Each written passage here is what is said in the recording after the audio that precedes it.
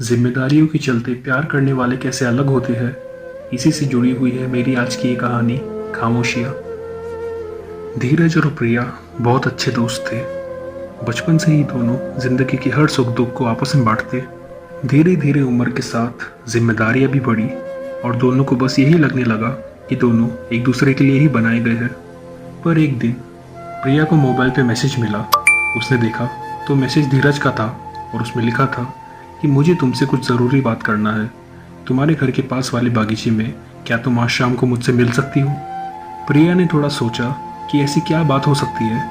फिर उसने धीरज को मैसेज में रिप्लाई लिख दिया कि हाँ, मैं तुमसे मिल सकती हूँ। दोपहर की हल्की सी बारिश के बाद शाम का मौसम बड़ा ही सुहावना हो गया था। हल्की सी ठंडी हवा चल रही थी। बागीचे में पंछियों की आवाज़ आ रही थी और मिट्टी की सौंधी सी सुगंध लेते हुए प्रिया पार्क के एक बेंच में जाकर बैठ जाती है और धीरज का इंतज़ार करती है। कुछ देर बाद जब धीरज वहाँ पर पहुँचा तो प्रिया ने उससे पूछा कि ऐसी क्या खास बात करनी थी तुम्हें।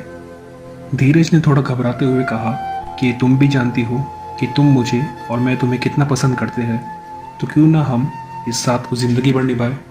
प्रिया ने यह सुनने के बाद बड़ी धीमी आवाज़ में कहा कि मेरी शादी होने वाली है। ये सुन के तो मानो धीरज के पैरों के नीचे से ज़मीन ही खिसक गई। प्रिया ने आगे कहा कि मैं ये जानती हूँ कि मेरी खुशी सिर्फ और सिर्फ तुम्हारे साथ में ही है, पर मैं मेरे पापा के लिए अपनी खुशियों को कुर्बान कर रही हूँ। दोनों की आंखें नम हो गई और धीरज ने कहा कि क्या तुम मेरे बिना जी सकोगी? तो प्रिया ने अपनी आंखों के आंसू को पोंछते हुए कहा कि अब कोशिश तो यही रहेंगी, और बेंच से उठकर धीमे कदमों से जाने लगी। धीरज को कुछ समझ ही नहीं आया कि वो उसे उस वक्त क्या कहता। जैसे जैसे प्रिया की शादी का समय नज़दीक आते जा रहा था, वैसे ही दोनों की बातचीत भी धीरे धीरे कम होती जा रही थी और आखिरकार प्रिया की शादी का दिन आ ही गया। उसी सुबह धीरज को बिल्कुल भी अच्छा नहीं लग रहा था और तभी धीरज के फ़ोन पर एक कॉल आया। धीरज ने कॉल को रिसीव किया तो प्रिया ने रोते हुए कहा कि धीरज, एक सच्चे और अच्छे दोस्त की तरह मेरी शादी में ज़रूर आना, और रोते हुए कॉल को कट कर दिया। उसकी आवाज़ जैसे ही धीरज के कानों पे पहुंची, उसे भी रोना आ गया। फिर उसी शाम को जब धीरज वहाँ पर पहुंचा तो उसने देखा कि प्रिया और उसके होने वाले हस्बैंड की शादी हो रही थी। धीरज धीमे कदमों से जाकर एक कुर्सी पर बैठ गया। तभी उन दोनों की नज़रें मिलती है।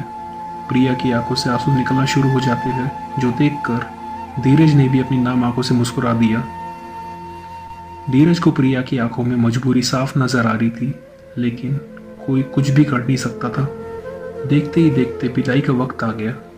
धीरज से ये सब देखना नहीं हो रहा था, तो उसने वहाँ से चले जाने का फैसला कर लिया और वो वहाँ से जा ही रहा था कि प्रिया ने उसे जाते हुए देखा और सबके सामने उसका जोर से नाम पुकारा और भागते हुए धीरज के पास आई और उसे गले लगाकर रोने लगी। धीरज ने अपने आप को संभालते हुए प्रिया की आंखों में देखा और उसे कार्तिक के पास ले गया और कहा कि दोस्त, इसका ध्यान रखना, अब तुम ही इसके लिए सब कुछ हो।